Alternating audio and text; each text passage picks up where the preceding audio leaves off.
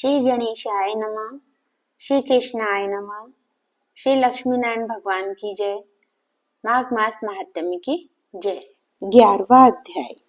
यमदूत कहने लगा कि हे वैश्य, मनुष्य को सदैव शालिग्राम की शिला में तथा वज्र या कीट गोमती चक्र में भगवान वासुदेव का पूजन करना चाहिए, क्योंकि सब पापों का नाश करने वाले, सब पुण्यों को देने वाले तथा मुक्ति प्रदान करने वाला भगवान विष्णु का इसमें वास होता है। जो मनुष्य शालिग्राम की शिला या हरि चक्र में पूजन करता है, वह अनेक मंत्रों का फल प्राप्त कर लेता है। जो फल देवताओं को निर्गुण ब्रह्म की उपासना में मिलता है, वही फल मनुष्य को भगवान शालिग्राम का पूजन करने से यमलोक को नहीं देखने देता।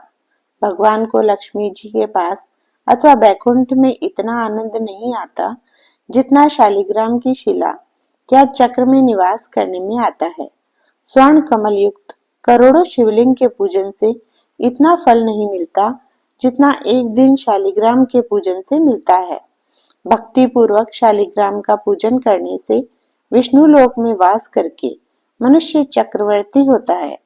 काम, क्रोध, लोभ, मोह, अहंकार से युक्त होकर भी मनुष्य शालिग्राम का पूजन करने से वैकुंठ में प्रवेश करता है।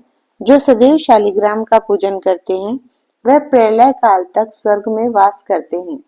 जो दीक्षा, नियम और मंत्रों से चक्र में बलि देता है, वह निश्चय करके विष्णु लोक को प्राप्त होता है। जो शालिग्राम के जल से अपने शरीर को अभिषेक करता है, वह मानो संपूर्ण तीर्थों में स्नान करता है। गंगा, रेवा, गोदावरी सबका जल शालिग्राम में वास करता है। जो मनुष्य शालिग्राम की शिला के सम्मुख अपने पिता का श्राद्ध करता है, उसके पितर कई कल्प तक स्वर्ग में वास करते हैं। जो लोग नित्य शालिग्राम की शिला का जल पीते हैं, उनके हजारों हजारों बार पंचगव्य पीने से क्या प्रयोजन। यदि शालिग्राम की शिला का जल पिया जाए तो सहस्त्रों तीर्थ करने से क्या लाभ। जहाँ पर शालिग्राम है, वह स्थान तीर्थ स्थान के समान ही है। वहां पर किए गए संपूर्ण दान, होम करोड़ों गुना फल को प्राप्त होता है। जो एक बूंद भी शालिग्राम का जल पीता है, वह माता के स्तनों का दुग्धपान नहीं करता, अर्थात गर्भाशय में नहीं आता। शालिग्राम शिला में जो कीड़े मकोड़े एक कोस के अंतर में मरते हैं, वह भी वैकुंठ को प्राप्त होते हैं। जो फल वन में तप करने से प्राप्त होता है, वही फल भगवान को सदैव स्मरण करने से प्राप्त होता है।